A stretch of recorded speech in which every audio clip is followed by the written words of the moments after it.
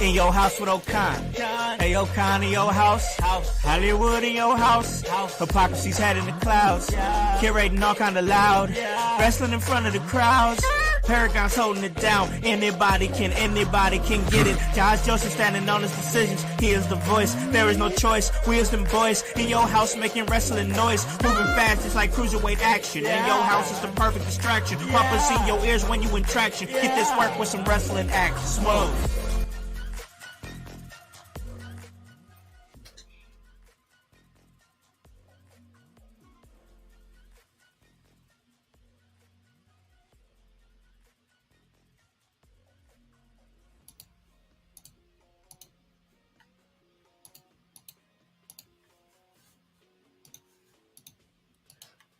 What's up, guys?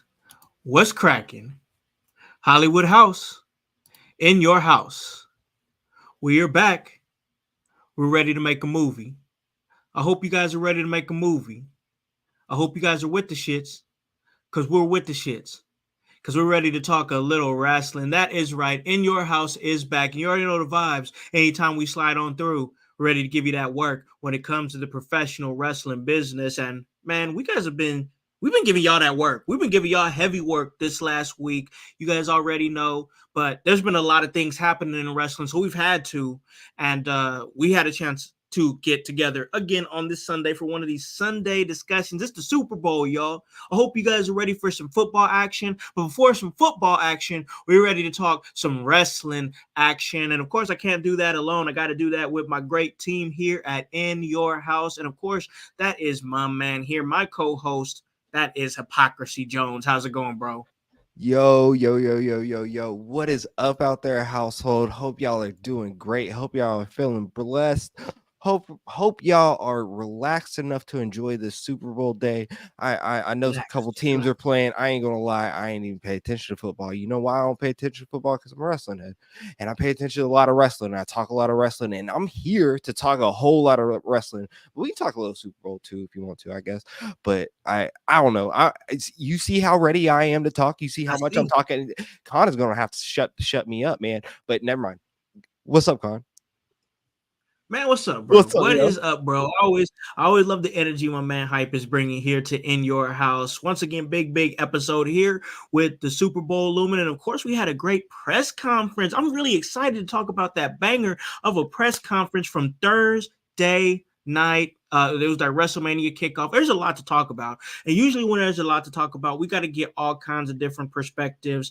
And we had the opportunity to, of course, get our other co-host back, who's actually like working overtime right now for us right now. We really do appreciate him for it, everything that he brings to the podcast.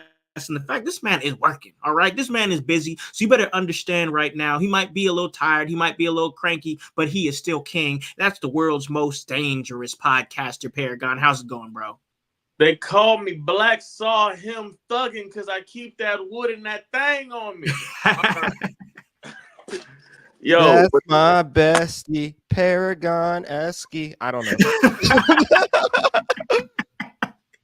Oh man. P, welcome back to In Your House, brother. What it do is everything kosher. I'm stealing that from the radio. But anyway, I'm good, man. I'm glad to be back. You know, back like I never left. I'm back like Raquel Rodriguez's pose. Back. I'm back. I'm back. But I'm good, baby. I'm ready to get this thing going. Yes, sir. Because bro, man is tired. I didn't get until 6 a.m. coming from Wisconsin, and also coming from the emergency room. So but we ain't gonna get into that. We're gonna get into that. Just know that anybody can get it. Sometimes that includes me, but I'll walk away with gold. So now you can call me once again Perry Two Belts. Yes, we love it. We love it. Perry Two Belts working overtime here in your house. What is not this man doing? There's not a lot he's not doing right now. And that's, of course, one of the things he is doing is joining us here for this great episode, man. So I guess before we jump into it, I definitely want to talk about that press conference. We'll talk a little bit of SmackDown. We also got some TNA to talk about. Big episode. I'm really excited. Glad we could all get together on this Sunday and talk about it, man. So it's Super Bowl weekend. I almost forgot about it honestly. Me and my family, we was out house hunting yesterday, bro. We trying to find some new Dang. opportunities in life, doing some big things. The house is making big moves here, man. So like, I kind of forgot that it was Super Bowl weekend, but I guess I'll ask y'all before we get into this episode. Not like it's a huge deal, because like there's no teams that I really care about. I thought it would have been more interesting if the Ravens was involved, because I like Lamar Jackson, and I thought it would have been more interesting if the Lions was involved, because the story that was going on with them over in Detroit. But we ended up with the Niners and the Chiefs. So I guess who y'all got in this thing, if it even matters? You got the Bang Bang Niner gang, or y'all got the Taylor Swifts going on to win the Super Bowl? Yo, so I think, man, I don't know. I can't, you know me. I'm a child of Yay, right? And like I don't know. Maybe I'm supposed to have this internal beef with the Swifties, but like I don't know. I gotta go with, defending champs. Kansas City Chiefs probably have it. I don't know, man.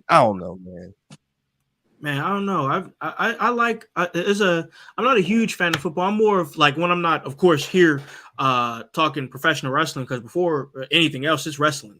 You know what I mean? But I'm also a huge basketball fan. Not really a huge like football fan. Like, I could chop it up with you on basketball all day long. It's really not a problem. Right. But with football, I don't know. The Niners, I didn't grow up a Niners fan. I'm from California. I didn't grow up a Niners fan. But I like the like Brock Purdy here. I like Christian McCaffrey. They got George Kittle up on that team. There's some players that I like. So I think that I don't know. I guess I'll say Niners. I guess I'm gonna say Niners. What about you, P? I'm pissed. This is about to be the most boring ass. For real, bro. Ass. It will be, man. Miracle Whip. This is light mayo ass. This is ass. Okay, there were 3 teams that needed to be in this, and that was either the Ravens, the Lions, or the Browns. One, because the Ravens, you already have it. Ravens, point blank. But if we could have got a Lions and Browns Super Bowl matchup, Cleveland versus Detroit, and also 2 currently cities and franchises that can use a win, especially when it comes to, like, because granted, think about it, like, Cleveland's been in a drought since LeBron left. Yeah, and that's basketball. Don't get me started on baseball. And now football. It's like, yo, like, we ain't really had no great years since, what's his face? It's not Jim Johnson. It's Jim Brown. Jim Brown. We haven't had good days in Cleveland football since Jim Brown. We've had nice days, but not good days. And then you got the Lions, and it's like, these are 2 teams that people leave the Browns and the Lions, and they go get championships. Okay, so I got to pull this up. B York in the chat has a great question. What WrestleMania equivalent is tonight's Super Bowl? Orton versus Triple H for the WWE Championship. So hold on, wait a minute. Are we asking what is the most bland WrestleMania main event that is the equivalent to Niners and Chiefs? Yes. Basically, his example was Brock versus Reigns, which he took mine, bro. I was gonna say Brock versus right? Yeah, Brock versus Vanilla Roman Reigns. I disagree, because first of all, y'all not gonna be hating on Roman, okay? I love Roman, bro. But acknowledge him, because here's the thing. That match was a banger. The problem with that match was, I'm going to get on y'all about this, because the same crap you're dealing with right now with The Rock and whatnot. It's about what is going to make money. And the issue was, that match not only was making money because it was pulling in non-wrestling fans and casual fans. It was the super hardcore fans and mostly the internet wrestling community that were pissed off about it. But the match was actually good. But it's one of those things where we're going to turn on things because we want it to be this way. So that's number 1. Number 2, we are not going to act like Triple H versus Randy Orton for the WWE Championship was not one of the most boring main events of all time. You're not wrong either. You're not wrong there. You are not wrong there. And who knows? Niners and the Niners and the Chiefs might have a banger game. It might go down to the wire. It could.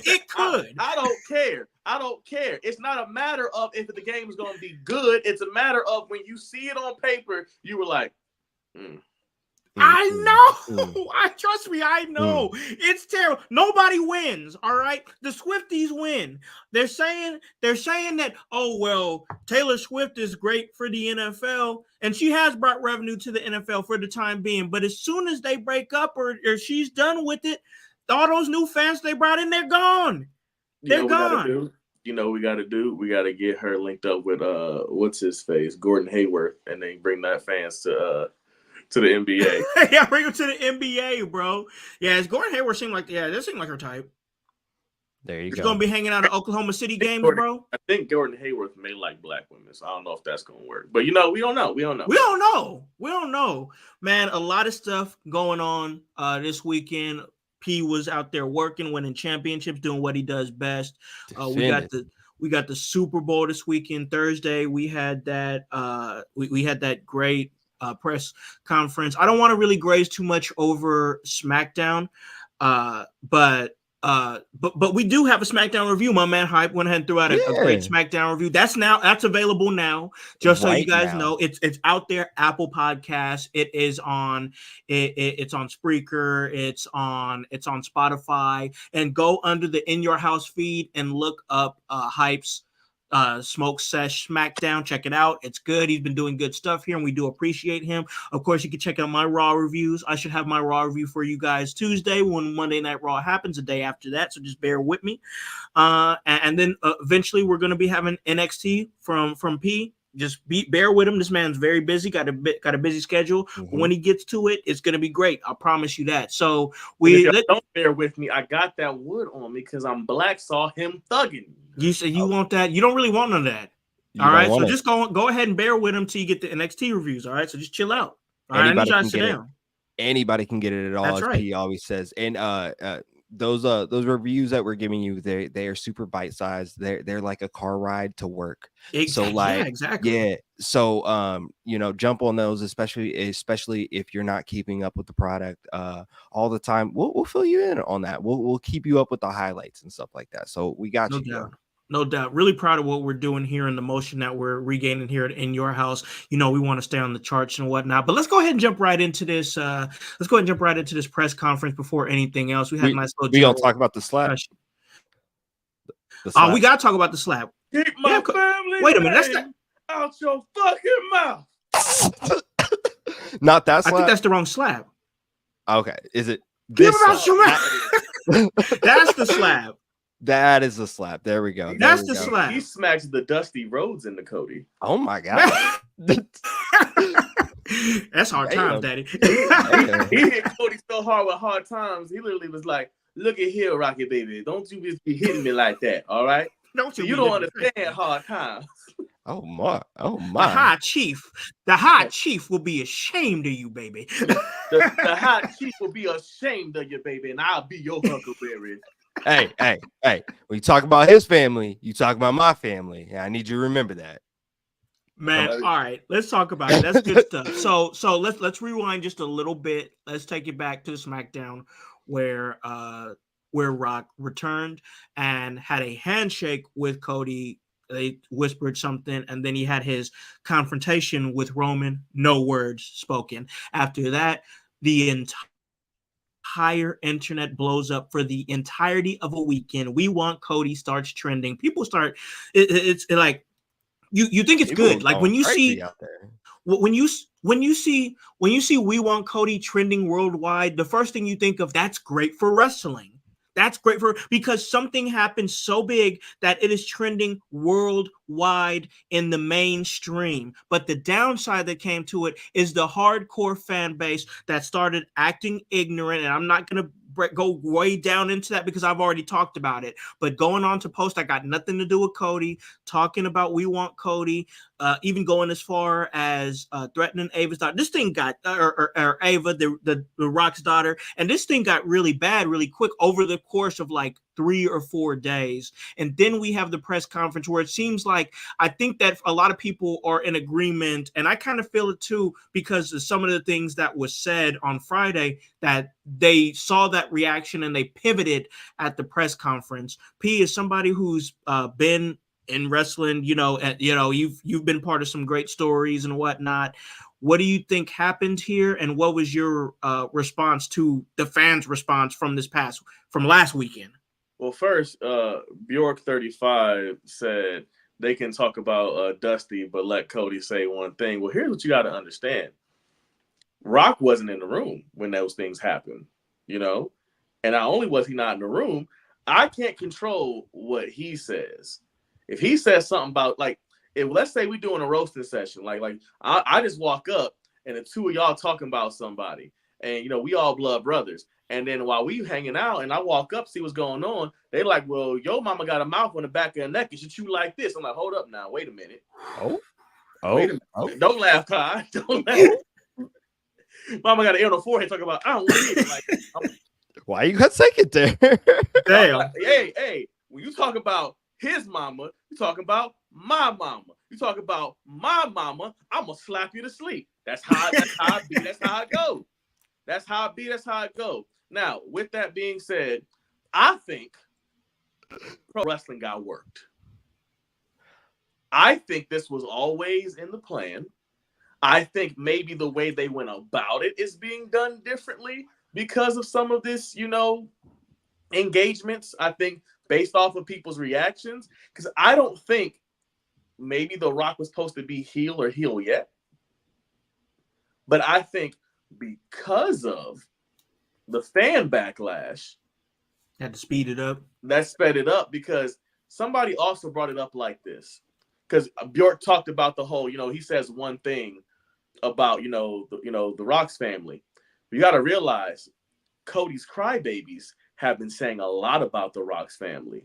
So it's bad enough when a bunch of unnameless people and unnameless faces are talking about my family. But when I look you eye to eye and I hear you say something, now all of my anger for those millions and millions of motherfuckers talking shit online, you now about to catch the wrath of that.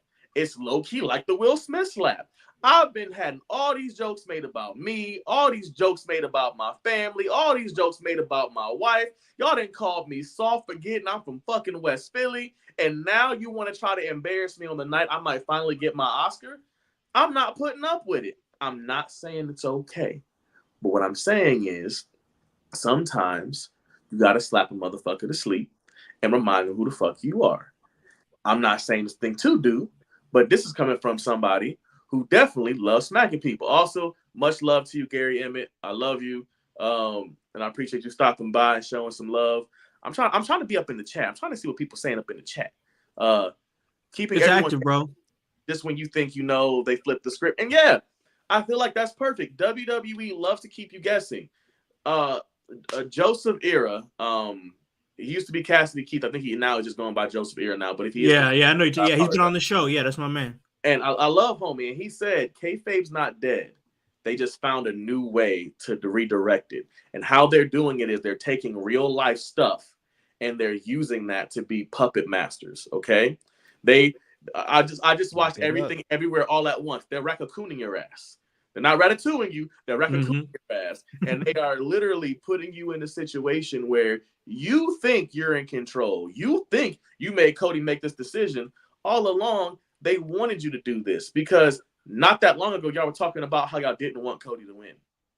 Not that long ago, y'all were talking about how y'all wanted The Rock versus Roman Reigns. Not that long ago, y'all were talking about how you wanted that for the title. And now that you finally get it, you fickle ass fans, y'all want to be mad about it. Well, guess what? They knew that.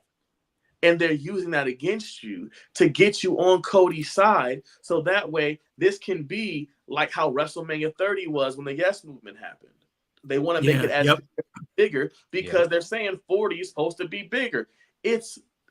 I'm not mad. I love how this is going. I just think people need to remember to be fans instead of trying to be critics. Because it's already bad enough that people say wrestling is a toxic fan base. And honestly, all fandoms are toxic fan bases because they always want to gatekeep and go too far. Wrestling doesn't have to be that. We don't have to be like they believe that we are. So I just implore you, please, if you are a true fan of wrestling, like many of you say you are, stop the death threats, grow the fuck up, enjoy the show, let it play out. And if you have a problem with it, and I'm saying this, and I know I'm going to regret saying this, if you have a problem with it, take your tax return money, get yourself a wrestling show, and try to do a better don't job. tell him to do that, bro. No. I'm kidding. Please don't do that, because you can't do a better job than these people who have more production value and probably better talent. So just if you don't like it, change the channel. Please shut the hell up. Literally. Like, and you know what? To quote T-Pain, do something else. Do something else, bro. Yes, please do something. I love it. Because I know I'm going on a tangent. I apologize, but it's to the point now where you guys need to stop looking at wrestling as your opinion matters so much, when at the end of the day, this is both athleticism and it is also a show. You don't get to decide who lives and dies on Walking Dead. You get to decide not to tune in. You don't get to decide who does and does not play in the game. You can just choose not to tune in and buy a ticket. Be a fan or don't, but you don't have to be a dick. I couldn't have said it better myself.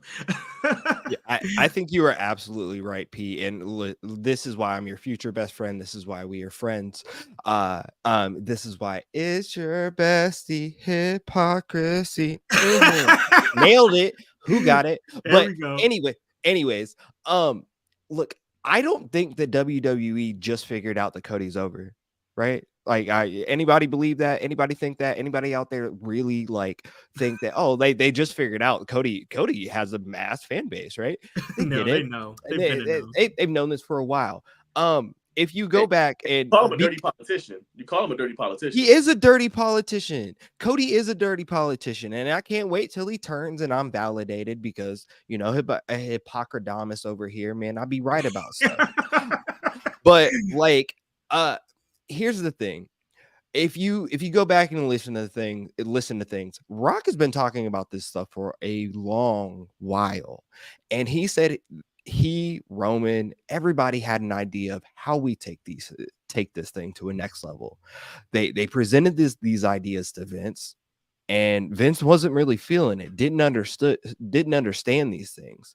So now Vince is gone. Vince is out of power. We can implement these ideas. We can implement this thing. We can bring in Cody, because we know that he is a vital piece of this puzzle right now. And everyone can interweave and finish their stories together. Now, look, me personally, I think Cody's gonna go 2-time loser at WrestleMania, but that's just my opinion. That's what you want. Oh yeah, that's what you want. Well, I mean, overarching goal, fuck Hulk Hogan, and yeah, that's what I want. Give me what I want. But we got we're Hulk Hogan. We got that wood on us. Yeah, we keep it, bro. We keep it. But like, I hate that the fan base attacked people that didn't need to be attacked. You got poor Ava out there having to cancel herself on X, like, and not cancel, just like just delete her account, deactivate her account or whatever. If I could say real quick, thank you NXT fans for chanting Ava and saying thank you Ava on NXT, because it was rumored she wasn't going to show up. And when she did show up, and the love that people gave, like, oh yeah, I didn't even know about that. Because you're first of all, you're showing why NXT crowds are probably one of the best crowds in professional wrestling, but you are showing us what wrestling fans are supposed to be, and that's supporting wrestlers at their best and their worst. And I'm pretty sure deleting your social media, which is literally part of our job as wrestlers and as wrestling content makers, creators, whatever we are, deleting that's a very bad day. So for being having a bad day like that and showing that type of love, thank you. See, P, now you're making me have to go over this now and talk about this, and I really didn't want to do it. Well, I feel bad for cutting Pac off. I'm sorry, Pac. It's just you good, you're fine. You good, bro. I'm just saying, like I got daughters. You know what I'm saying?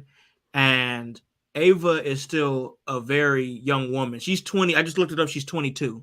22. That's super young. That's baby. and she's super young in the business, and she's just now trying to find her niche. And once again, like I said, like her wrestling, I was critical of it, but I see her pivoting, and I see this pivot that she's doing with even William Regal handing the reins off to her, and her talking about how she has a unique relationship with the talents and whatnot. And I'm like, yeah, I could see that, because you've been, training with them and in the trenches with them and hitting the roads with them. So yeah, you do have that unique relationship. And I see her pivoting and starting to embrace that general manager role. And she's probably like, all right, cool, I'm finding my thing. This is cool. Things are starting to, and then boom, you get you get fucking T-boned by neck beard motherfuckers in their basement mad over a television show when you're trying to build a career. And it's off-putting, like it's bad, but like it sucks when that's one of the downsides to being the child of somebody like a major symbol in anything. That's always going to come with that type of territory. It sucks. It's awful. It's not right, but it is what this happened to Shaw Guerrero, aka Raquel Diaz in NXT. So, funny how these second and third generation and fourth generation wrestlers deal with this. But Shaw Guerrero, the daughter of Eddie Guerrero, said between the bullying she dealt with in the locker room and the bullying she dealt with online is part of why she quit professional wrestling. Jeez, it's tough, man. It's tough. Ridiculous. So that's absolutely ridiculous. It is. Bullies out there for no reason, bro. Yeah, you're supposed to play a bully as a heel to enhance a baby face, not be a bully in real life. That's what I'm saying, bro. It's like this. She should have never got brought into it in the first place. It never should have got this bad. It should have just been a good thing where it becomes a public or it became a public spectacle to a point where everybody was talking about it, because CODY was trending, so that's as far as it should have went. Everything else was just kind of too much. But it's I still feel like the press conference itself was really good. And I just want to talk about the fact, how in the hell did WWE sell out a damn arena without a single match? What? It was free. Oh, was it a free event? Yeah, it was a free event where. But still, people came out. 2,000 to 3,000 people came to this free event. Also, I hate to say it was free. Yeah, niggas love free. We can say niggas on here, right? Niggas love free. They love free. Yeah. Yeah. Yo, if I was in the area and I saw that there was being a wrestling fan, if I saw there was a free WWE thing going on and I'm in the area, I'd go too. I'd pull up. Yeah, I'd pull up. Especially if I was close. And what they got in that, the fact that was for free and they got all that, like it wasn't like a long period of time, but you still got the kickoff team, you still got you still got interactions that's gonna lead up. Like I felt like WrestleMania, like some of the cement dried a little bit on WrestleMania from that press conference, and going to that for free was cool and fun. You know what I'm saying? I may be wrong about this, but I'm gonna. This was probably the best episode of SmackDown I've ever seen, and like it had zero wrestling involved in it, and part of me wants a wrestling show that is just press conferences and things like this, because the way they presented this, the way they did this, was probably one of their best works. And I truly believe, like P said before, this is all a work. They put these things into plan. Yeah, and shit, like B York is saying in here, free, and you seen The Rock, right? Like, come on, bro. That part. Great storytelling there. But like this was, I don't know. This was probably the best non-television show I've ever seen for wrestling, and it didn't even have any wrestling in it. And I think we need more of that. We obviously couldn't do this like on a weekly episodic thing, but man, can I get more of these press conferences like this, because this was big. And if you keep presenting them in this way and keep enhancing stories in this way and flipping stories and like turning people on their heads, like, wrestling is going to continue to thrive, and that's what we should be focusing on. We really shouldn't be focusing on, oh my God, he's not gonna win, he's gonna lose 2 times at WrestleMania, he can't finish his story. Cody, you want to come to bed tonight? No, because Cody has to finish his story first. Terrible, I can't finish until Cody does. Clip that part, bro. Hey, Charles, why is your work done? Well, I can't finish my work until Coney finishes his story. Yeah. Oh my God. Can you fucking imagine, my guy? Like, Jesus Christ, yo. Get Look, a life. Get a life. No, you Y'all- know what? Get some bitches. Get Get bitches. bitches, Bookings. bro. Damn. No, bitches does not mean like women, because you can be a woman and you get bitches. It could be any Bitch- gender bitches orientation. Get bitches. Bitches is gender neutral. Y'all need to get bitches. Just get bitches. I don't care. I don't care what bitches you Y'all get. Get have no bitches. sense. All right. Absolutely. Get some money and get some bitches. Damn. Come on. Respectfully. Yeah, do something with And your enjoy life. wrestling. Enjoy wrestling. It's fun. That's what we're here to do. Is have fun But and if have they a was great getting time. money and bitches, they would enjoy wrestling. Think about this. I don't know a single person right now that has hoes, that has money, that's complaining about wrestling right now. I don't know, bro. I can't pinpoint it. Get you one hoe. You don't gotta have like wife somebody up. You get wifed up, get hubbied up, do something. But this ain't do something else. Yeah, Do anything else. We back here, y'all. Do something else. Just if you like wrestling, try to like wrestling. We've been preaching that. That's been the core thing on this show for years. Is like we always agree we wasn't gonna sit up here and just tear shit down, just to tear shit down. It was always meant to be constructive, and y'all are just destructive with y'all's bullshit. Y'all destructive because y'all's lives is destructive. You don't know how to construct shit. You don't know how to construct a girlfriend. You don't know how to construct a fucking shower. You don't know. Listen, I'm going, bro. I'm going, bro. He said none of y'all got foresight. Y'all ain't got foresight out there. Y'all No, crybabies and Y'all stuff like that. Y'all can't see the got future. foresight. Y'all got foreskin. God damn it. Oh, you ain't been sucking. I'm pissed. I'm pissed off. Oh, I'm pissed man. off, man. Y'all getting pissed off me this morning. God damn it. Oh Pissed off shit. P Oh coming. shit. Oh shit. Pissed off P is coming, man. Pissed off P. We got to reel it I back. know a lot of people don't. Pause. I know a lot of Go, people don't like agree with my Cody stance and my fuck Hogan stance, but I'm gonna be real. If it's booked the way I see it, Cody is 3-time Rumble champion, right? Or three-time Rumble winner. Rumble winner. Yeah. And I'm just saying, bro. And B York, he agrees with me in that. You Right? said Cody's gonna have to win the third Rumble. I'm just Wow, bro. talking about stories and stuff like that. Look, I'm a creative genius. Y'all just didn't know. Y'all just thought I had a thing against Hogan. Listen, the reason you here is because I thought you was a History. creative genius, bro. That's why you here, bro. I'm That's gonna what's have wood on him after he said that. I'm gonna have to use this wood on you. He's bringing the wood out, bro. That's about to be a theme of the show, Look, bro. No, I'll meet you halfway. Cody doesn't win the Rumble a third year. Cody wins Money in the Bank, and literally right when Roman beats Hogan's record, Cody comes out with the suitcase and he's doing his old man strut like he does. You know, his wink, and I have to finish my story. And he gives the briefcase. And finally, we are done with the reign of terror that is Hulk Hogan's title reign. And now we can finally have Cody champion. And then we can watch him storm to the ring with that championship. He's talking about how Jey Uso be running to the side doing the Birdman hands. They're not talking about how Cody going to be over here doing the damn Yeah, I'm moving and stuff. And that Cody's ultimate prize is this right here. The pen, the pencil. that is his ultimate prize. Like that, he gets the pencil to finish his own story. He gonna finish his own story. All right. So let's continue to talk about this press conference, y'all, because I thought that was good. I liked the backstage interaction between Triple H and The Rock, and there's even some whispers that like it's not happening, y'all. Triple H ain't wrestling against The Rock. He retired. He said, "You lucky." Yeah, he's like he gave him that look though. Like if you at the end of that press conference, the way Triple H was looking, he was thinking about it. He was like, "Man, I could whoop your ass."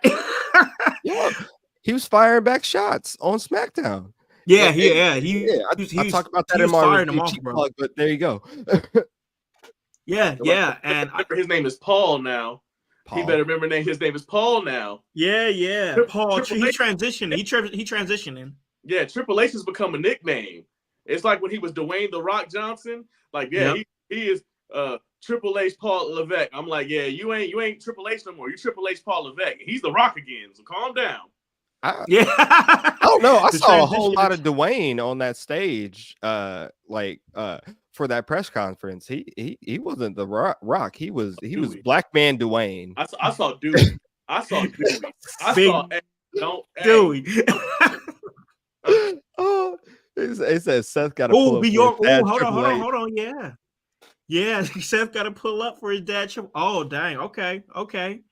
That'd be interesting. Is he? So York? Are you implying Rock versus Seth Rollins? Is that what you're throwing out there? I'm just trying to clarify, bro.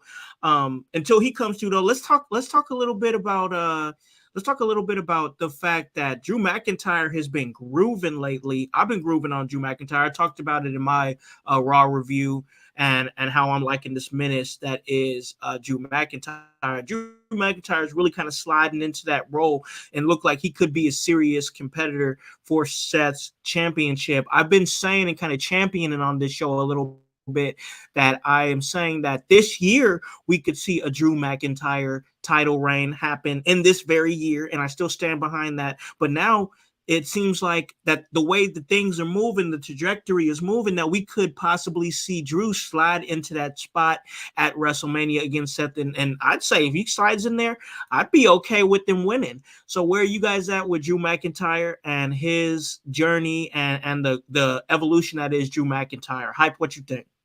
Oh man, Drew is cooking right now. Like, if I'm behind anybody, it is Drew. Drew is really, really cooking, and like I think he's about to come out of this elimination chamber, which he had a qualifying match that he won on SmackDown this past week. And I think he's the one to come out of this elimination chamber. But there are so many intangibles or and different things that could come out of this one event and lead us into WrestleMania, because Damian Priest is lurking. He's also in this elimination chamber event, so anything could really happen, and I'm looking at everything that could possibly happen right now. There's a lot of possibilities that can go on with that. Of course, like you mentioned, Damian Priest, no telling what he's going to do. And because it doesn't seem like his mind is even in that lane, kind of more focused on being a tag team champion right now. But I like that misdirection, though, because what if he decides to cash it in at a time where we're literally not thinking he would cash it in, because he's been focused on being a tag team champion? So there's always that element of complete surprise if they decide to go that route. P, what are you thinking, man? Where's your mindset on Drew McIntyre, his evolution, and what we could see as far as his involvement in WrestleMania? He's being a menace, and I love it. Honestly, I think this Drew McIntyre, if he was doing this type of stuff from the beginning, he literally said, "I pray for times like this." Yeah. But here's my prediction. I predict Drew wins the chamber. I predict Drew beats the holy living hell out of Seth. I predict that Seth survives Drew. Ooh, I know where he's going. Drew beats the holy hell out of Seth some more. The entirety of Judgment Day comes out. They beat down Drew to make sure he does not interfere. Then they cash in on Seth. And that's when the cash-in happens at Mania. And it's one of those turnabout being fair play. Or, even one better, Drew's beating the holy hell out of Seth during the match. And then Damian Priest cashes in during the match and steals the victory from the two of them. And once again, turnabout being fair play and doing to Seth what he did to others. That's my prediction. I hate to say this because I do feel like Drew might be the one you want to pull that trigger on. But if you're going to do it, I think Mania is the time to finally give Priest that moment. Can I ask? This Mania looks like the Mania of double bookings in some capacity, because we don't know what's going to happen with a lot of things. Right. Bringing it back to the press conference where there was the standoff with Seth, Cody, Rock, Roman. There's a definite tag team match that we could see in that. I don't know when we see that, if we see that in Perth.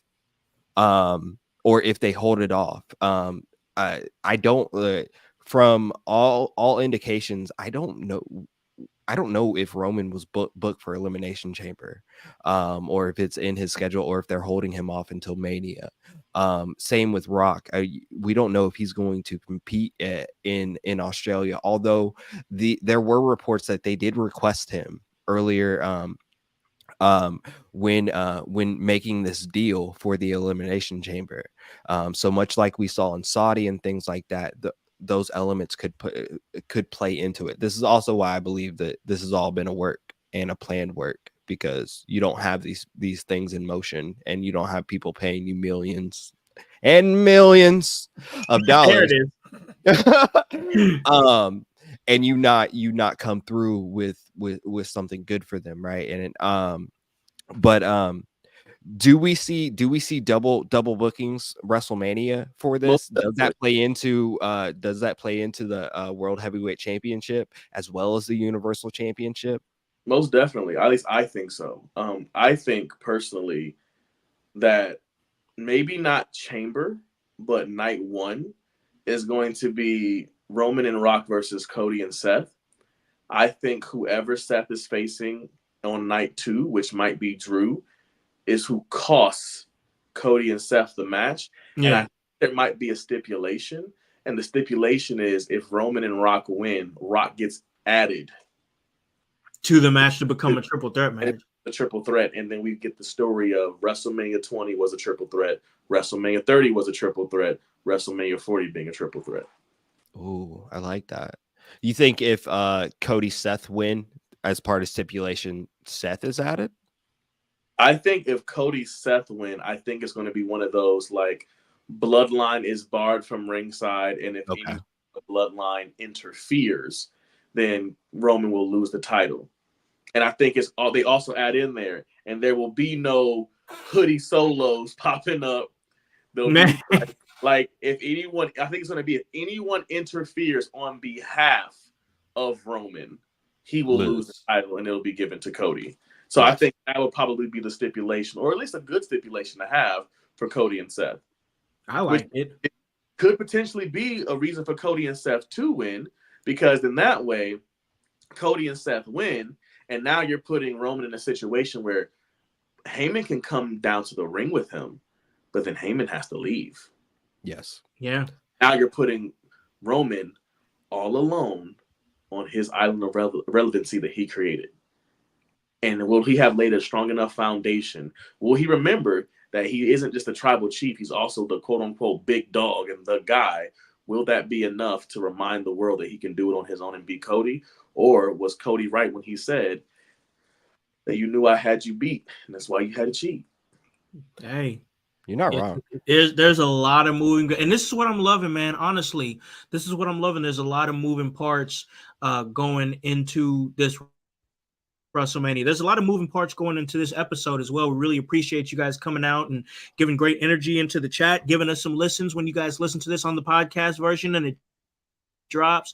Of course, always remember to give us all the 5 stars, the reviews. We appreciate all of it. Keeps us charted. That's what we're trying to do, is stay up in that upper echelon of professional wrestling podcast. And we've been there before. It's a place we've been there before, and it's a place we like to stay at.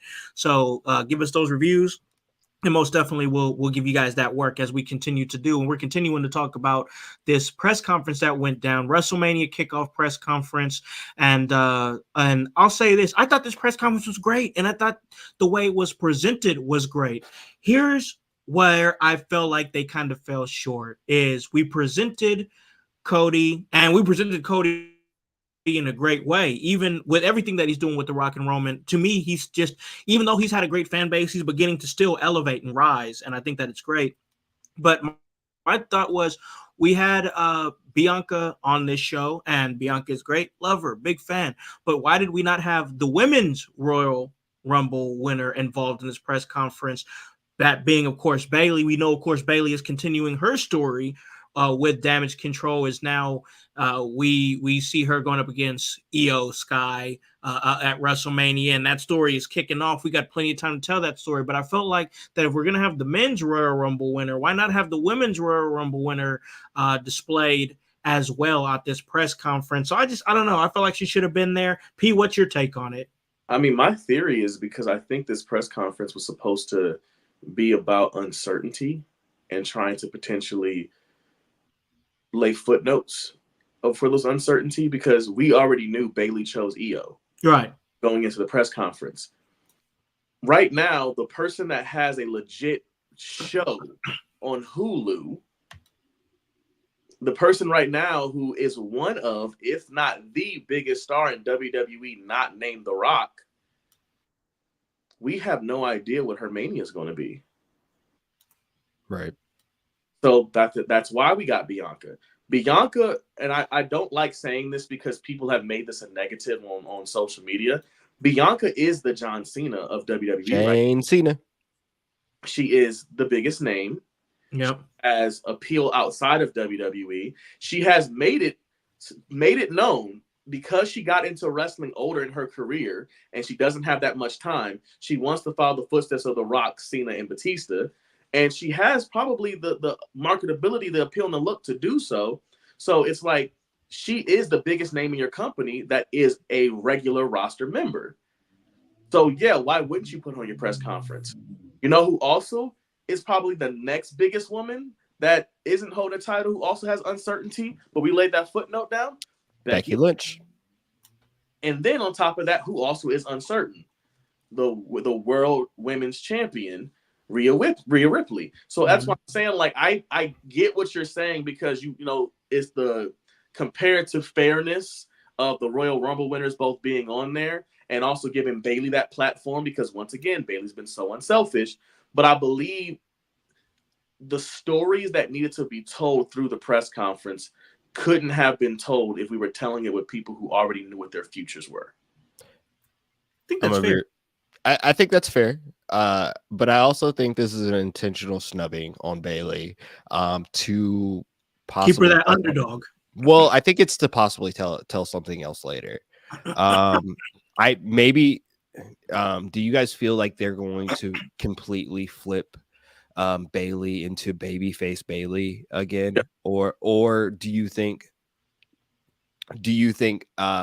she'll use this as a catalyst to even become more heel in a sense? I think she's hot take.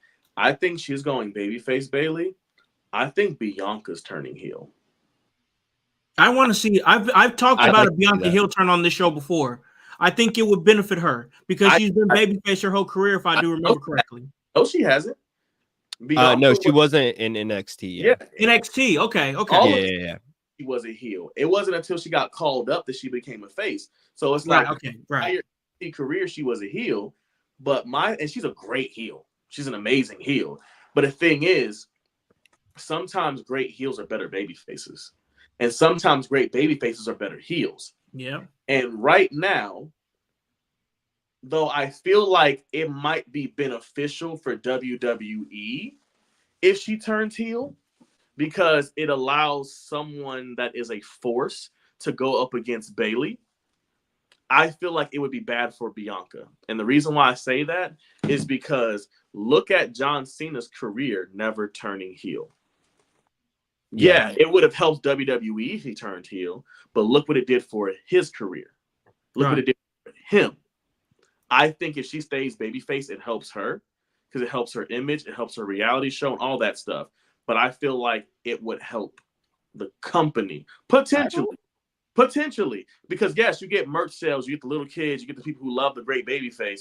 But I do feel like there were 3 points in time where a Cena heel turn could have potentially pushed the company in a needed direction culture-wise. Mm-hmm.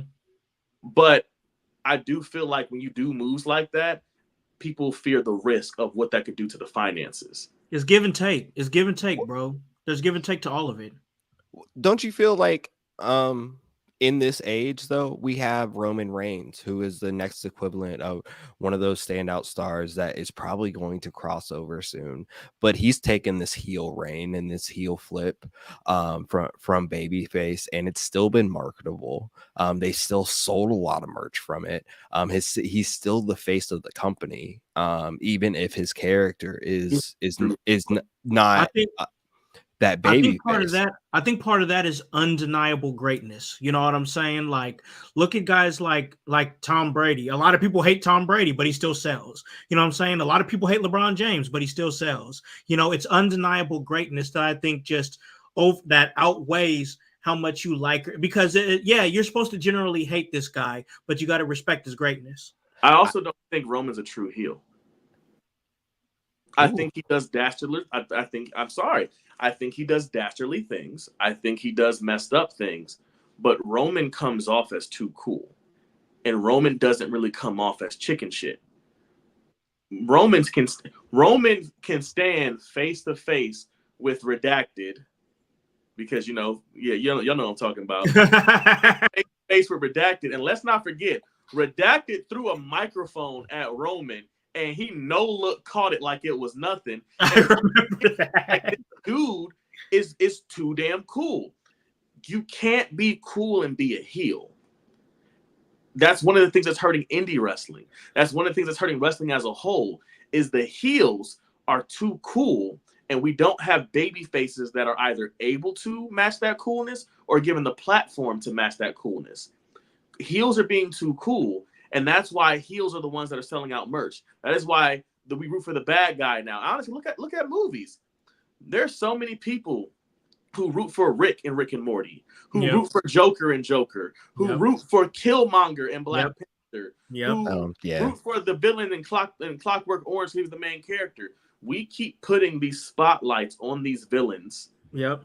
And not only making them cool, but then we make them understandable. We make them sympathetic. We make them somebody we can invest in, because it gets hard to cheer it gets hard to boo somebody who beat cancer twice. Right. Yeah. It gets hard to boo somebody who you literally said I would cheer them if I was able to boo them, and then now they're a bad guy, and you're like, this is all I wanted, yay! Yeah. Doing dastardly things, and they keep doing messed up things, and it's like a portion of the crowd boos, but as a heel, you want the entire crowd to hate you. Not a portion, not a majority, the entirety. And if you're cheering me, did I do my job as a heel? No. No, you got to get booed, man. You got to be that person that they want to see fail. Trust me, been on the end of that many a time. So I agree with you. It definitely feel what you're saying. I just feel like that at the end of the day, getting back to the core things, because we jumped a little off topic there, but it's what we do here. We just have fun with the whole Bailey situation. I feel like that would have been a good opportunity to at least showcase some of the story. And I felt like they kind of made up for it on SmackDown, because they showcased it really well with the whole thing with Dakota, and we don't know the Dakotas. We do got to touch on that, because I do like the fact that I still don't know where Dakota's allegiance truly lies. But I feel like if they would have put that on that stage, it would have been nice. But I definitely feel what you're saying, as far as there's a lot of uncertainty going into WrestleMania, which is a good thing. But then one of the certain things that we do have, it's not compelling. Knowing what's going to happen isn't compelling. Not knowing what's going to happen is what's compelling. So all in all, I really thought that this press conference was good. I enjoyed it. And I really hope they do more stuff like this. If this is the presentation, the fact that they went ahead and just let them free flow, like with profanity and whatnot at the end, made it feel more real. With The Rock and Triple H, you tell them to fix it, tell them to fix the shit. You know, you talk about our family, and that's just like, of course, the acting chops that's coming in. But was it just me, or did Roman almost feel like little brother in that situation, because Rock just commanded the whole situation? Well, if you look at the family tree, Roman is the little brother, and he has to be little brother. Although Roman is the tribal chief, The Rock is the legitimate high chief of their family. where he earned hierarchy and whatnot. Yeah, where he legitimately earned and was given that title from the Anoa'i family. So yeah, he has to. You know why Roman wants that match with Rock is because it means more than just a match and the actual championship itself. And Yep. that more reasons why I kind of want him to keep his championship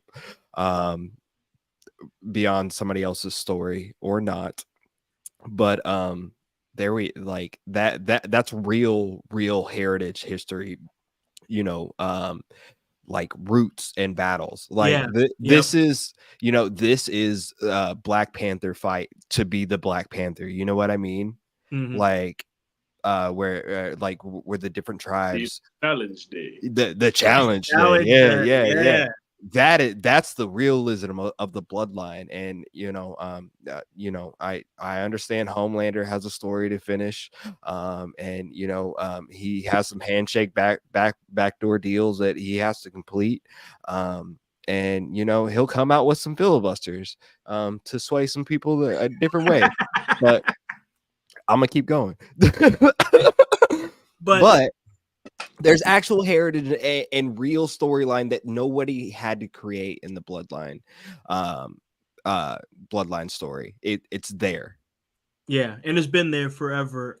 But the theme of what we're all saying here, and it's become like a buzzy word now, but like at its core, it's what we want to see. Story. The word story. That's what we're seeing. Why is WWE so compelling? Because they're telling stories with some of the best talent roster that they've had quite possibly ever.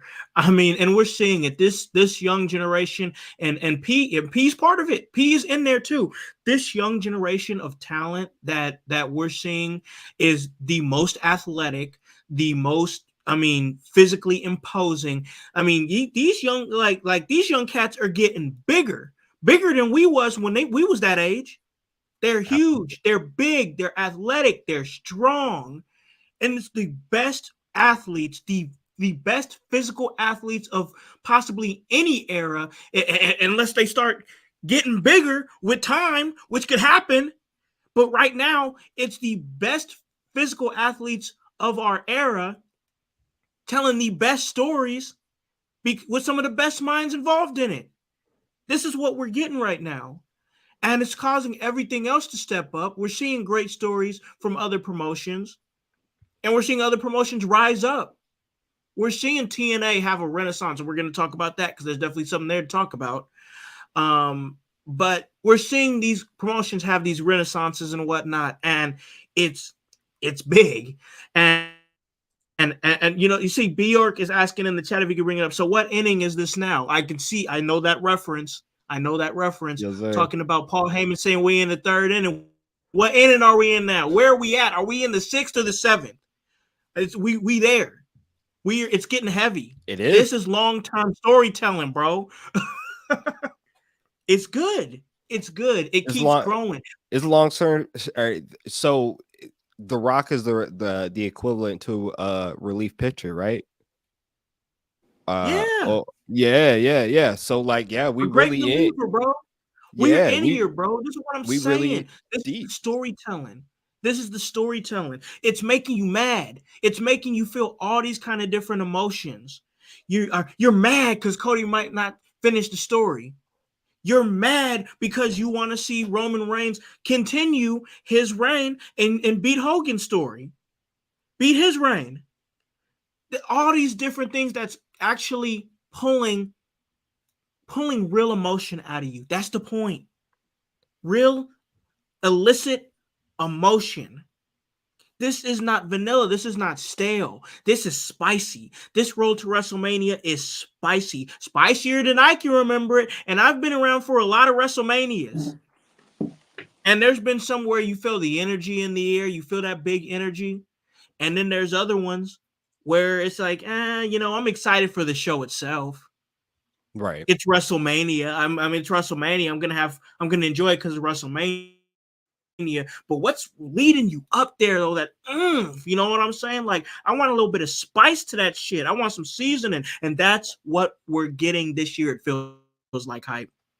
Yeah, absolutely, man. It feels like they're throwing everything at the wall to not just to see if it sticks, but to make sure I think that it's to make sure you're getting your bang for your buck, bro. And so Yeah, that they are getting the top dollar that they can get, man. This is business, man.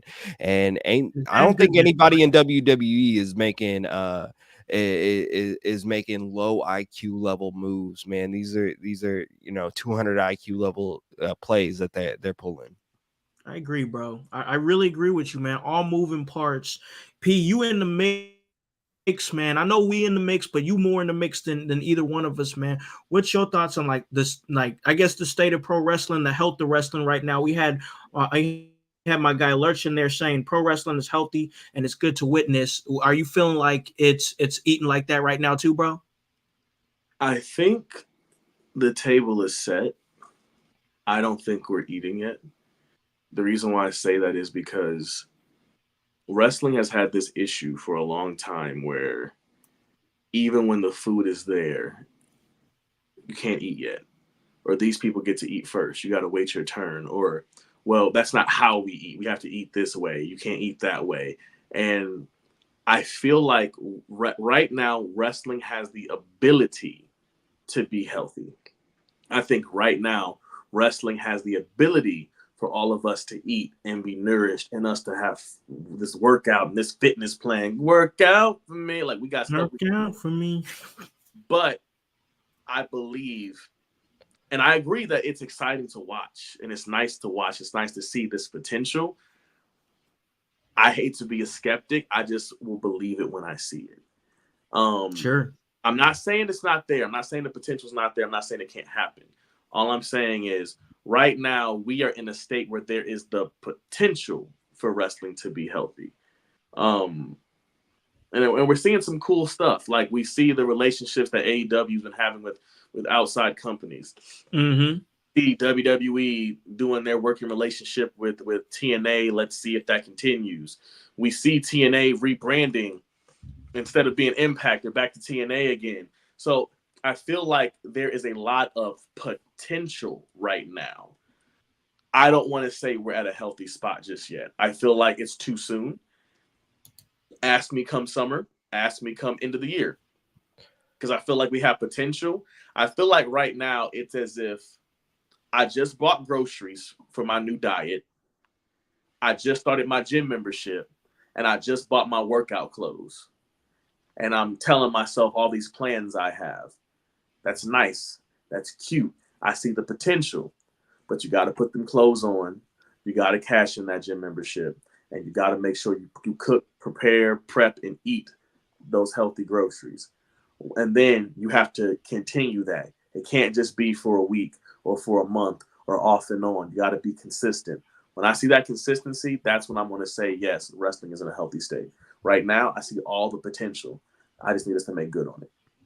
Understood. I think that's a good point. A lot of good points.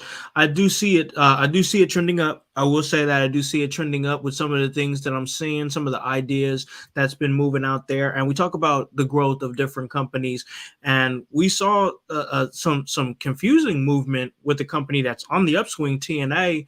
I mean, with the firing of Scott D'Amore, that shocked me.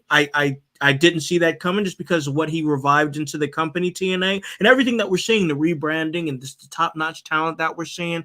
I can't speak to it that much. I just saw it and it was surprising because of the way they were trending. P, do you got any thoughts, feelings on that? Because I know you follow TNA really well and are friends with people in that company. I mean, from what I was told and what I've heard through the grapevine throughout the years, people love Scott.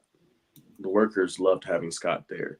It felt like Scott was fighting. It felt like Scott was making moves. It felt like, from what I'm also hearing, Scott was a part of the relationship of creating that branch between WWE and TNA. Yeah. So it's interesting to see someone who was such a huge focal point in some of the things that I believe made TNA a show you could watch again as a fan. Because there was a time period where it was hard. It was hard to watch TNA, even when there were good things going on. And so I'm not going to speculate because that's not what I try to do when it comes to stuff like this, especially. All I'm going to say is I hope whatever happens, Scott lands on his feet. I hope maybe they bring him back, or maybe we see him pop up at NXT. Hell, maybe we see him pop up at AEW, and some of the things about AEW that I would love to have, change and done to make the product that much better and compelling. So that way, we can see some of these moves and stuff. Maybe he'll do that. Maybe they'll put him in charge of ROH, and ROH can actually get some TV time. I don't know. I'm excited for what may happen for him. I'm sorry for what did happen to him. But that's just based off of what I know. Because I don't know if there were other reasons for stuff going on. So I don't want to speak on that. But I will say I have a lot of friends that worked for Scott. I had a lot of friends that have a better life because of Scott believing in them. So, I mean, there's a rare chance that Scott may see this, but maybe one of his buddies or friends may see it.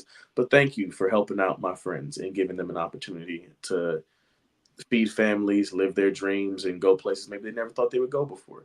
And that's kind of how I look at it. Yeah. Yeah, I understand that. And sometimes there's been a lot of times where getting fired in pro wrestling leads to a huge opportunity.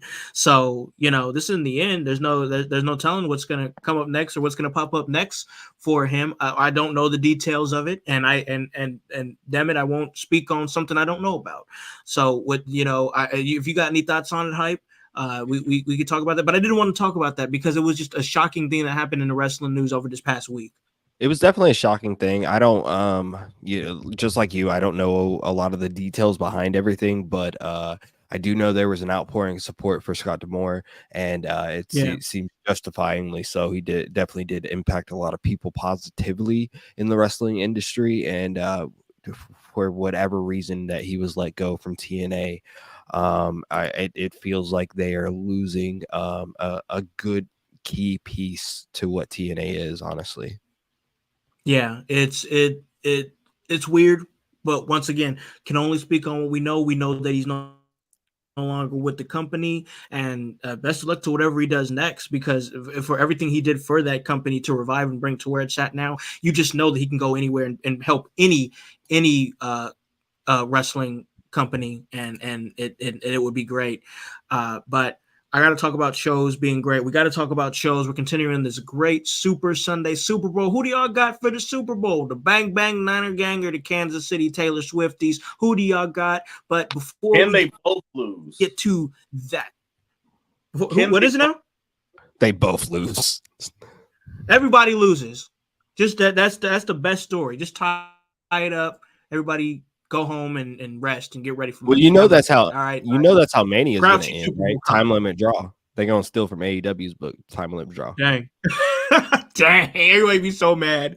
Oh man, they'd be so mad. Oh man. All right. So we got an episode of SmackDown to talk about. We're not going to break it down completely. If you guys want to hear that, you can hear my man Smoke Sesh over here, Hypocrisy Smoke Sesh SmackDown. Head on over there. Give him your time. Give me your energy. He's doing great work over here representing SmackDown, the SmackDown representation in your house. And, of course, I'm going to give it to you on Tuesday, Monday Night Raw. You already know. I'm holding down Monday Night Raw, and then NXT coming soon from my man P, the world's most dangerous podcaster. But right now, we're going to graze a little bit over what is going on SmackDown, and we already talked a little bit about the Triple H situation.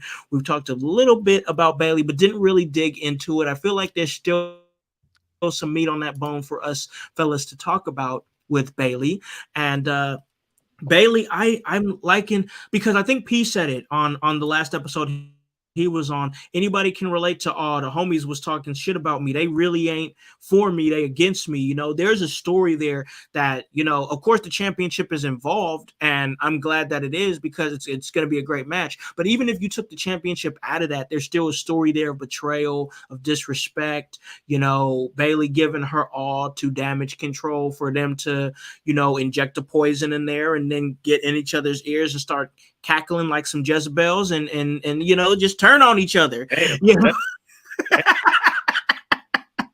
cackling and whatnot. But he and like some harlots, like damn. yeah, some harlots. Like I don't know. I'm mad for Bailey, bro. Like I felt for Bailey, but that's the thing. I feel for Bailey. That's the story that we telling, and now Bailey's become the sympathetic babyface who we see the work. I mean, if you've been paying attention, you've seen the work all along. But Bailey, one of the hardest working women in wrestling right now, and it's easy to get behind, bro. It's easy to get behind. Hype. I know you've been championing Bailey for a while on this show. What's your thoughts on the current state of Bailey's story and road to WrestleMania?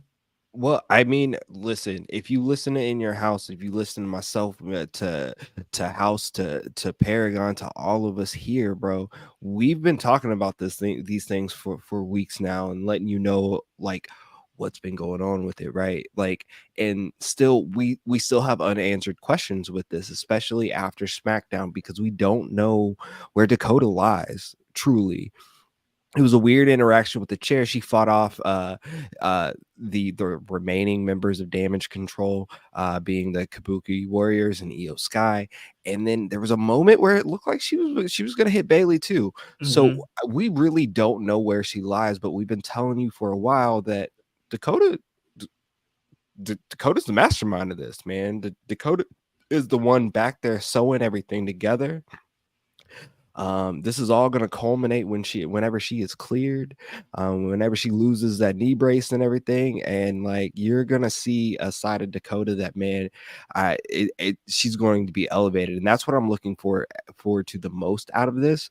But that is also why I'm so disappointed in the lack of WWE exposing this particular story and Bailey right now. She should be on the WrestleMania posters. She should have been highlighted at the press conference, even though we know what match it is going to happen. I want to see that face to face between just her and Io. I think that would have been an important thing to see during that press conference, and we didn't get that. But man, Bailey's hitting right now, just absolutely hitting. Yeah, I dig this organic type of face turn. I agree. I think it was P that said it a couple weeks ago. It felt a little bit rushed, but now that we're in the thick of it, I'm behind it. I'm with it. I'm enjoying what I'm seeing in front of me because I can see the effort that's being put into this story. P, where you at on it with this whole Bailey, Io Sky, and Damage Control breakup? I mean, I think Pac said it best. I think Dakota's the mastermind. I think she's so much a mastermind. She stands behind Bailey all that time, making it look like she was going to hit her. Mm-hmm. She swings and misses every direction to try to convince Bailey, look, I defended you. Mm-hmm. Then I had the drop on you right here. I could have hit you with it, but instead I threw the chair down and then stared at you. It's giving mastermind. And especially doing the whole, like, it's not me. Me and Io love you. It wasn't until Kyrie and Oscar got here. Okay, but who invited them in the group? Yes. Yeah. Yes. Listen, bro. You at the door. Listen, bro. I'm just waiting for that moment that she takes that knee brace off. When she takes that knee brace off, I'm gonna be like, oh, this bitch been faking the whole time. She's a mastermind. I was waiting on her to use it. That's what I'm saying. I feel like that knee brace is going to be a weapon at some point. But here's the thing, though. I got a feeling that if Bailey don't win at Mania and it's because Dakota Kai like interferes and betrays her, some of these fans going to want this wood. Oh, man. What coming, bro? They coming, bro. I'm just saying. Could you imagine? Listen, I'm just saying this is a huge opportunity to make Dakota Kai into a huge star, a huge heel. I mean, she could be mega huge from this. I really see it.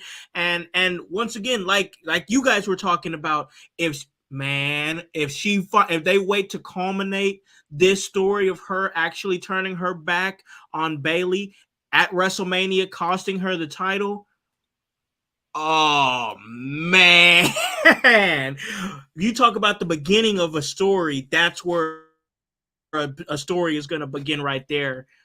Between Dakota Kai and Bailey. I don't know what's going to happen. I'm glad I don't know what's going to happen, but it's exciting that we're able to speculate about this stuff. Absolutely. Could you imagine if Bailey takes over Jim Duggan gimmick and she just starts coming out with the 2x4 yelling "Ho"? Come out the wood.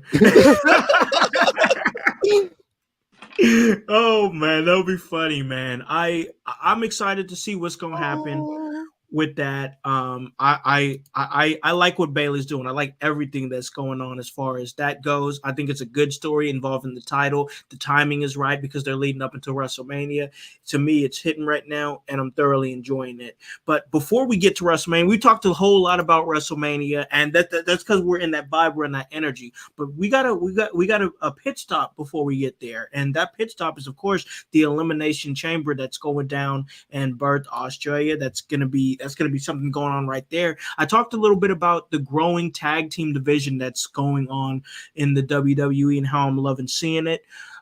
We have British Strong Style. We got Pete Dunne and Tyler Bate. They went up against DIY, Johnny Gargano and Tommaso Ciampa for opportunity to go up against Judgment Day for the Undisputed Tag Team Championships, going into Elimination Chamber. And the Pete Dunne and Tyler Bate, they're going. I enjoy what I'm seeing here as far as the participants in the tag division. Hype, what are you thinking about seeing British Strong Style, the big strong boy, and Pete Dunne go up against Judgment Day Elimination Chamber? Well, honestly, I was very surprised by the move. I was very surprised, but I also shouldn't be. They've been building up Pete Dunne. They've been building up his name, getting his name back, and maybe coming back to his own character. But I really, really thought that DIY was going to be the ones contending for the tag titles. Undisputed tag titles. Yeah. So I was kind of thrown by that, but I like the move. I think, you know, not to be negative, but I think this is going to be a filler match, no matter who you put in there. It's about getting there for them. The fact that they're yeah. there is the win. It's about getting there, and then what do you do after? So I'm very interested to see where they take Pete Dunne after this, and what they're going to do with DIY, because it seems like kind of a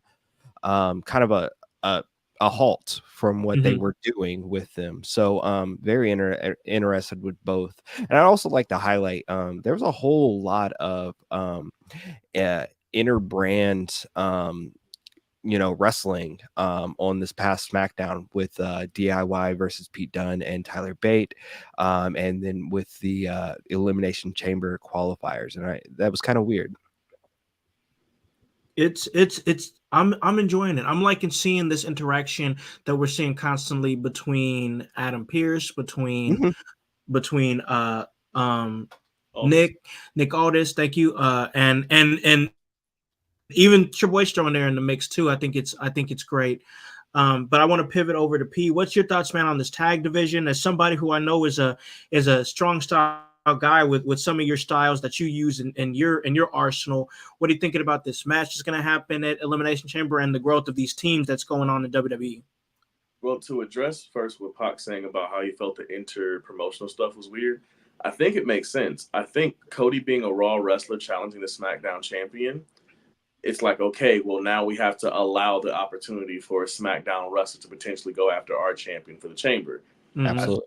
So with it being the undisputed tag team champions, and the tag team champions of both brands, so it makes sense that there'll be tournaments for both brands to determine. I was surprised. I was like, don't make me choose between the two teams, but I was surprised that British Strong Style won. I was glad that they won. Was very happy that they won. I love seeing what they're doing. I agree. I do feel like they don't win at Chamber because I feel like what they're doing with DIY is trying to set up DIY versus Judgment Day at Mania. I think that's supposed to be DIY's moment. That makes more sense. Okay. I like that. There's that foresight. There we go. Which personally I don't like. And the reason why I don't like it is because I think I would rather have DIY versus British Strong Style at Mania due to the match we had on Friday. It was good. Yeah. That's one of those matches you're like, hey, this is tag team wrestling. Where, in my opinion, so like British Strong Style, though they haven't tagged in a long time, they have a history of tag teaming together. DIY have a history of tag teaming together. Priest and Balor are low-key just two guys who happen to be in the stable, so they got thrown together into a tag team, which ironically enough, I feel like recently JD and Dom have tagged more than Priest and Finn. You're not wrong. Yeah, they are starting to tag a lot. I'm seeing it. Yeah, it's almost like the bench unit of Judgment Day. Which is why I'm like, they be the ones going after the tag titles and you two going after singles titles. But yeah, I digress. That's what I'm thinking. But I love seeing the resurgence in the tag team wrestling. me too. There has been this stigma for years that Vince McMahon hates tag team wrestling. And now with him out the picture, maybe we're finally getting to get a showcase of that. But Sure. I think Paul, he really does love tag team wrestling, and I think you've seen that through the years of what he's implemented in NXT, and truly, Pete Dunne, Tyler Bate, DIY, they're Triple H guys, so I think you're right, and definitely they're trying to highlight them, and utilize them more, because I think there's more that he definitely wants to do with all of these guys as a whole. Yeah, I agree with that. I love tag team wrestling. Always been a fan of tag team wrestling, so I'm loving what I'm seeing in front of me. And I'd be remiss if I didn't bring it up and pull it into what we're talking about here.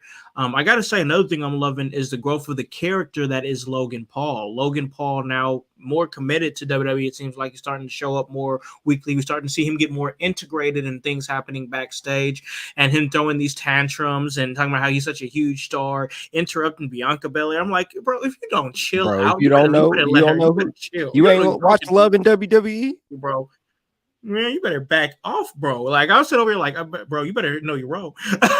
Like, but I like it. I like what I'm seeing with him as far as being this like spoiled celebrity type character, which he's pulling into his actual life. But who's like, but yeah, I do deliver though. I'm gonna be an ass, but I deliver. I like him leaning into it. I'm liking seeing how he's integrating. P, what are you thinking, man? What's your thoughts on the development of Logan Paul? Logan Paul is showing to me, it's like a savant version of The Miz. I felt like promo-wise, Miz was there, but he took some time to marinate when it came to in-ring. Whereas I feel like Logan Paul, he just was a savant. He took to it so well. And it's literally like I'm watching an athletic Miz. I think he is transitioning into a great. I think we're only seeing more of him because it is Mania season. I don't think if it was Mania season, we'd be seeing him as much as we are. And I would honestly say, don't get used to it. Yeah. Like, don't get used to seeing him weekly. If anything, monthly maybe. Like, maybe you get him one SmackDown and then you'll get him the pay-per-view or bi-monthly or whatever. But I do believe he's dropping the title at Mania. There's been speculation or rumors that he'll drop it to LA Knight or someone along those lines. Yeah. So, look at KO. I mean, you would think KO, but at the same time, though, I think right now going into Mania, because we are getting these uncertainties, I think we're also getting some like resets, fresh starts, and first chances.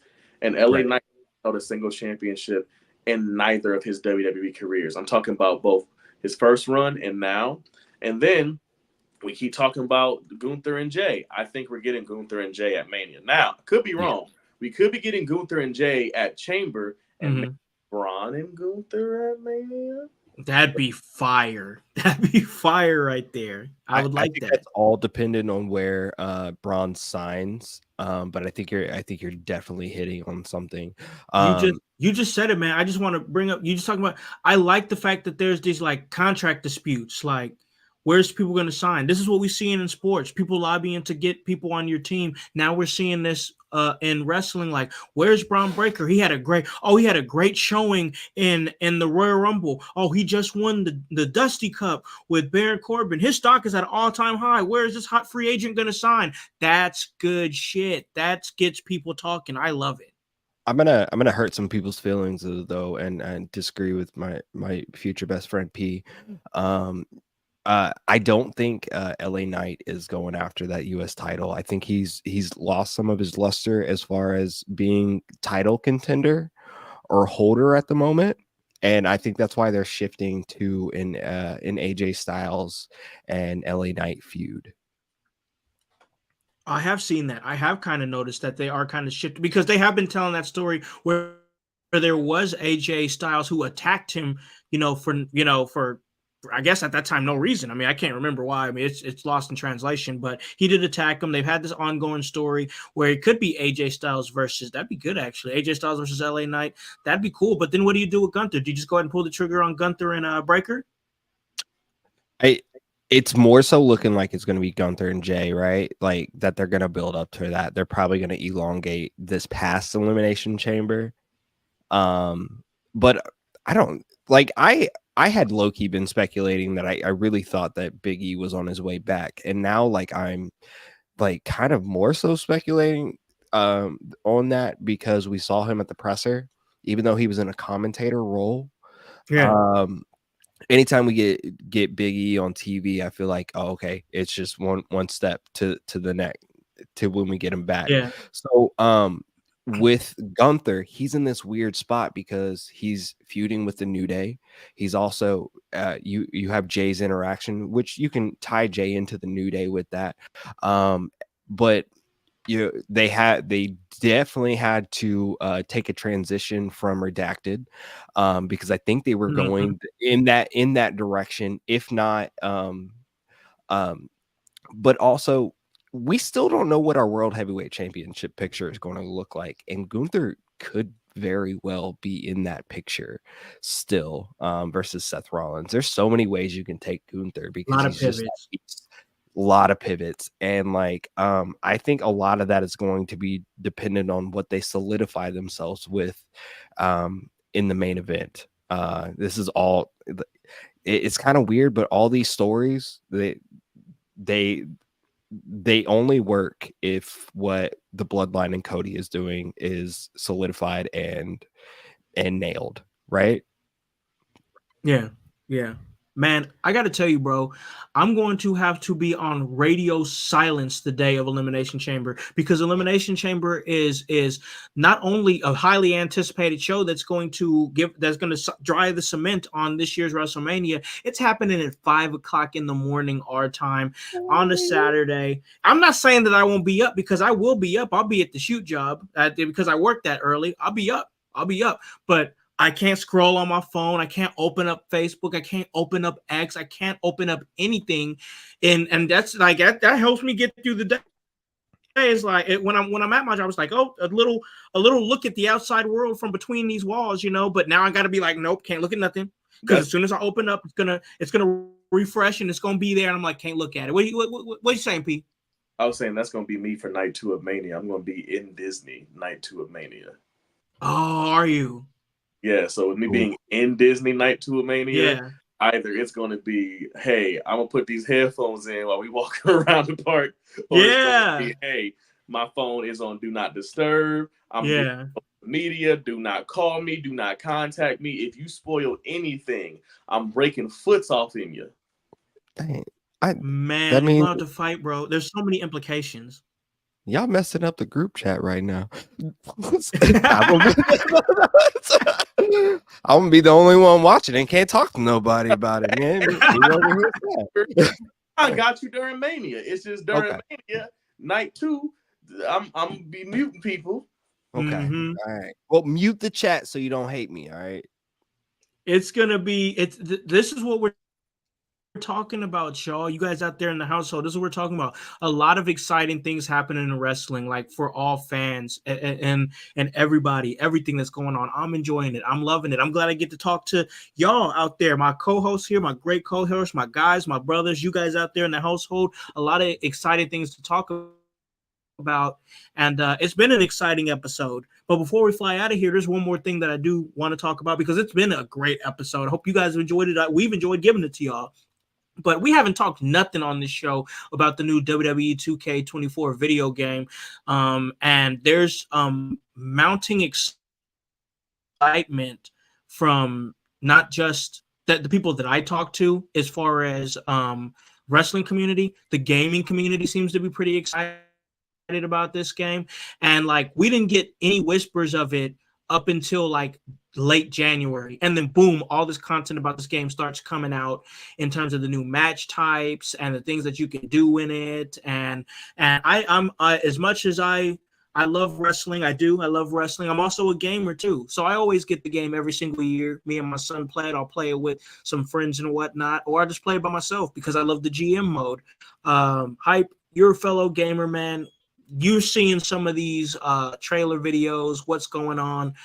We got a casket match coming back. That's going to be cool. Ambulance match. I can't even remember the last time they've ever done an ambulance match. We're getting the return of the special guest referee match. We're getting actual referees that are in real life on the game, like referee Asia Smith is in there. That's cool. That's dope. And we're getting 40 years of WrestleMania mode. That's going to be great.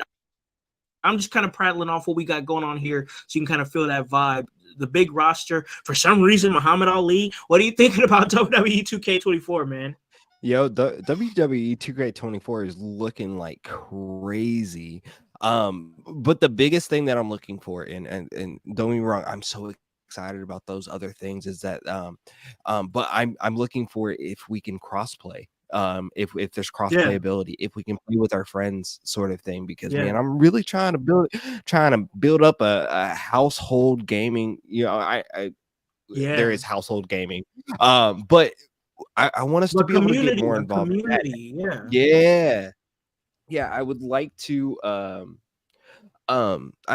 I wish I want that to be a possibility. I'm really hoping that comes out. So that's the biggest thing that I'm waiting for, and waiting to listen for, or waiting to find out if it's going to be available for 2K24. But man, it looks great. It looks absolutely great. And they did a great job with the ads and the use of AI. That was crazy. Yeah, I did like some of those ads. I thought it was cool. I for me, it's always about the gameplay. How good is the gameplay going to be? P, what are your thoughts on the game? Everything that you've got a chance to see as far as the new WWE game is coming out in March. So one of the things I've been hearing a lot is people saying how they wanted to fix the little things to make gameplay more fun, make it easier, make it more player friendly. So that's nice, because too many times I feel like any type of game either does nothing or they want to do an overhaul. And sometimes an overhaul is like not the move. I agree. This is probably the first wrestling game that's made me want to play since 2K17.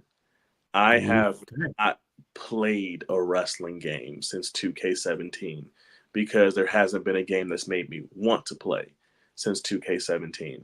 The expanded backstage, the ambulance match, the casket match, the special referee, some of the mechanics. I hate what they did to Bailey. Bailey's model. Oh, they did Bailey wrong, bro. They got to fix that. Davey. Like, they did Bailey Davey. Like, I don't want to play Bailey and win no match with Bailey now with her 5 head looking like that. But what was that? But outside of that, though, I'm excited, and I genuinely feel like last year's game, I was like, we'll see, because of previous issues with 2K and whatnot. This is the first time in a long time my mouth literally said, "Oh, I want that." So I love it, man. And me and my son, we played 2K23, and we still play it. Like, we played it a little bit less because now we know that, how it is when the new year's coming out, you start playing I do the same thing with NBA. I'm like, man, it's like 2 weeks to 2K24. I kind of don't want to play 2K23 no more.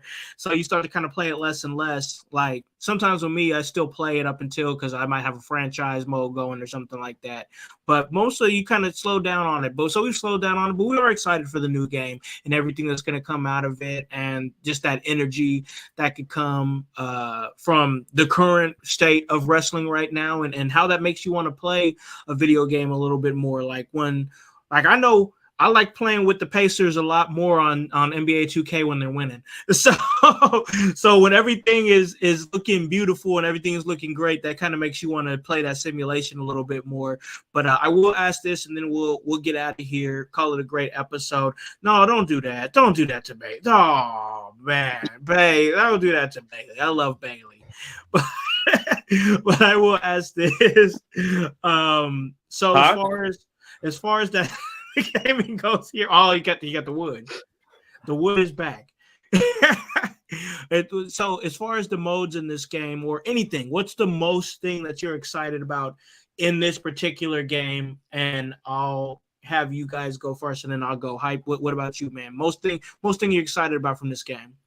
Oh, it's definitely probably the casket ambulance matches. Yeah. I'm really excited to play those. I love the gimmick matches. I because if I'm gonna play a video game, let me do it all. Let me do it all at once. So like, I love that.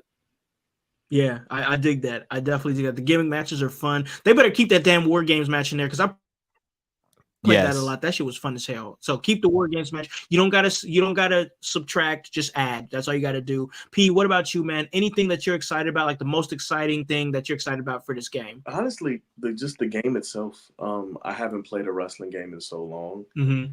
So learning the mechanics and seeing how different they are, learning the controls, learning how people play, figuring out the things that have changed since I last played. Like I know there's a carry system now, which I remember back the SmackDown versus Raw games, there was a carry system. So see how different it is. So I'm excited. Yeah, man. Me too, man. Me too. As far as me, I love the gimmick matches. I'm a huge fan of the gimmick matches, but I played a lot of the My GM mode this last year. I've always been a fan of My GM. That's why I've played like the SmackDown versus Raw games, and then I play like Fire Pro Wrestling, and then I play like what is it? M. Dickey's Wrestling Revolution, because you can kind of make the show yourself and kind of dictate the matches and stuff like that. I hear they're going to be adding to that to where you can you could do trades in the My GMO. You could trade superstars with other GMs that's in the game. So that's going to be fun. That's going to be cool. And just how they expand on the My GM mode altogether is going to be something exciting. I do know that from playing the game a lot last year, it seems like that some of their movements were a little bit more swifter. And one thing I can say about last year's game, because I know you didn't really play it, P, is that they were really good with like constant updating of the game throughout the year. Like you would see new moves in there. You would see gradually some new superstars kind of get added every now and again, but they're really good about crisping, keeping the gameplay crisp and keeping different move sets and adding moves into the game as the year went along. So I'm excited to see if they continue to do that. I think this is going to be a really good year for WWE. I think this is going to be a year where they finally start getting rave reviews from places like GameSpot, IGN. I think that these last 2 years, me and my son even thought that the year before last year, so I believe 2K22, they were like, this is good, but it feels foundational. And then 2K23 felt like, oh, this is good, and it feels like they've added. I kind of feel like that, like P was saying, you don't need to tear everything down. Sometimes you just need to add to it. I feel like 2K24 is going to be a very clean and finished product that you're going to see from WWE and 2K gaming. So I'm excited for it. I think it's going to be great. And happy gaming to all the gamers out there. And I hope you guys enjoy it, because damn it, I know I will. It's going to be great. I'll be playing it on this little gimmick right here, this little portal. I like to play it on that. Yeah, man, I love that shit. That's good shit. So I'll be playing it on that, and I hope you guys enjoy it too. Just like I've enjoyed having this episode, and I hope you guys have enjoyed listening to it. But now we got to slide on out of here. Call it a really great episode on this Sunday. Time to get ready to get your chicken wings ready, get your chips ready. If you barbecue, get a little barbecue. Sometimes people barbecue in the winter. They do it. It happens. Get your food ready. Get in front of the TV and watch the most boring Super Bowl ever. How about that? How about that? Enjoy it, I guess. So there's food. Man, there's gonna be food. Usher's gonna be there, so the whole toxic world will be able to dance to that. Oh yeah, everybody gonna be up in the damn living room talking about USHERRAYMOND. No, baby, tell me what you want to do with me. You already know it's gonna happen. I mean, it's gonna happen. Just like when Snoop was doing this thing back in the day, you had all these crazy white folks talk about ain't nothing but a gay, talk about gangster parties and shit like that. That's Pac, but you get what I'm saying. I just can't wait for every other song to be I'm in love with you, but I want your friend, or you should leave your man for me. But you remind me of a girl I used to smash. Why don't you want to smash? Because I'm telling you this. Yeah. Yeah. He likes it my way. It's gonna listen. It's everybody's gonna be talking about it tomorrow around the around the water hole, whatever they call it, the punch bowl, whatever, blah blah blah. I don't know. They're gonna be talking about it. They're gonna be talking about Usher. They're gonna be talking about Taylor Swift, and nobody's gonna be talking about the game itself. Let's just say it for what it is. Nobody's gonna be talking about the game itself. They're gonna be talking about the happenings around the games. I mean, let's see what they do with the commercials. The commercials could be interesting. Always looking forward to those commercials. I don't know. I might tune in. I might watch and see what's going on and check it out and see if we even get a good game at all. Because if you're, I know that's the spectacle around the Super Bowl for sure, but like the football purists, like if they get a good game, good for them, I guess. I'm looking more forward to what's happening in the NBA. I'm going to lock in more to the NBA now that football season is over. You got the Cavs, my guy over here, Cleveland representation. Cavs are red hot, 9-game win streak going on right now for the Cavaliers, number 2 in the East. My Pacers just beat the Knicks last night. We got All-Star weekend, making moves. All-Star weekend coming to Indianapolis. I wish I could go to that. I wish I could go to that, but adult responsibilities, things going on. As I said, me and my family are looking to make the transition and make a big life change. We're excited about it. And I'm excited to share that with you guys and everything that we got going on here in your house. Guys, this was a great episode. Great to come on here and, of course, talk with my people and have a big episode. But we got to slide out of here. Hype, let them know what you got going on, where they can find you, anything that you got moving, bro, because I know you stay with motion. Yo, what up? Yo, what up? You already know my name is Hypocrisy Jones. You can literally find me anywhere you can spell that. So if as long as you can do that, just do that, man. I'm out here making moves because, man, I'm out here trying to plan a wedding. I got In Your House right here. You can always catch me here. You can catch me on the Kokomo Press podcast. And make sure if you're in the Kokomo, Indiana, Midwest area, come out and check us out. We have open mic nights every Thursdays at Cooper's Pub in Kokomo, Indiana, and man, it's gonna be huge. Come out if you got some comedy skills. Come out, test them out. Work on your material and whatnot. Off of these open mics, we're also going to be doing showcase shows quarterly. So maybe you can get put on a showcase show, make a couple extra dollars just for telling some jokes, man. You never know, man. But you can find me literally everywhere. But now I'm going to kick it to my future best friend because it's your bestie. Hypocrisy. I love you. I love you, P. P, you already know, bro. You ain't going to ever get him off your back about like that. Talk to my man. I like it when you like it. I was like, what you like it, bro? Oh, man. As far as your wedding goes, I already told you, bro. I'm going to be pulling up with Henny in one hand. I'm going to have Crown in the other hand, and I'm going to be over there acting the damn fool. Should have never gave y'all niggas money. They should have never gave y'all niggas money. We going to be up in there acting the fool. It's going to be a great time. I'm excited for it. But now we got to pivot over to my man, the world's most dangerous podcaster, emerged world heavyweight champion, international professional wrestler, Paragon. What you got moving, bro? Frontline Pro Battle Champion. That is right, man. Just racking them up. But where y'all can catch me right now, sleep. Boy, need some rest. But if everything my doctors say these next couple of weeks goes well, you can catch me at Emerge. You can catch me at Frontline Pro. You can catch me at City Championship Wrestling in Michigan. I'm going to be traveling. I'm going to be out there. I'm going to be doing stuff. Inshallah, as long as my stuff going on goes the way I need it to go. But follow me on TikTok. Follow me on Facebook. Follow me on Instagram. Follow me on Twitter. Follow me on Twitter. Please follow me on Twitter because apparently that's the only way you can do crap nowadays is because everybody's on X. So be on Twitter. I done told y'all what the socials are, but y'all can figure them out. I'm not telling you again because bro man gonna go sleep. But what you need to also do is you need to get to this podcast, give us 5 stars, give us 5 more stars, make a comment, show some love, go home, wash your ass, leave the house, get some bitches, get some stank on your hang down, grow the fuck up, be better instead of being bitter, and then come back and listen to the podcast again. Exactly. That's my man, the world's most dangerous podcaster, giving y'all that work, keeping it real with you.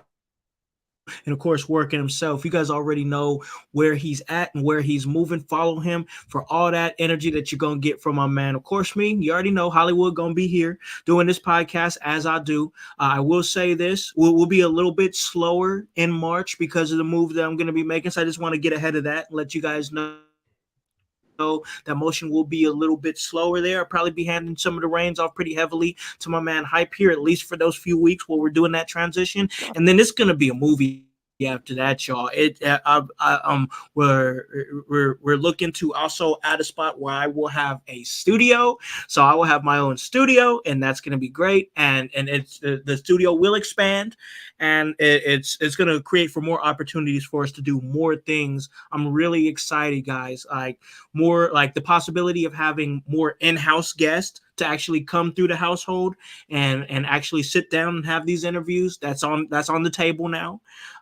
So that's there. It's a lot of things moving and shaking. I'm really excited, y'all, for what's happening. This is a big year, big exciting year for everything happening with myself and my man getting married. My other man over here getting married. It's movement. It's forward movement. It's beautiful. This is life. This is what we do. So that's why we ain't crying about you already stories. know.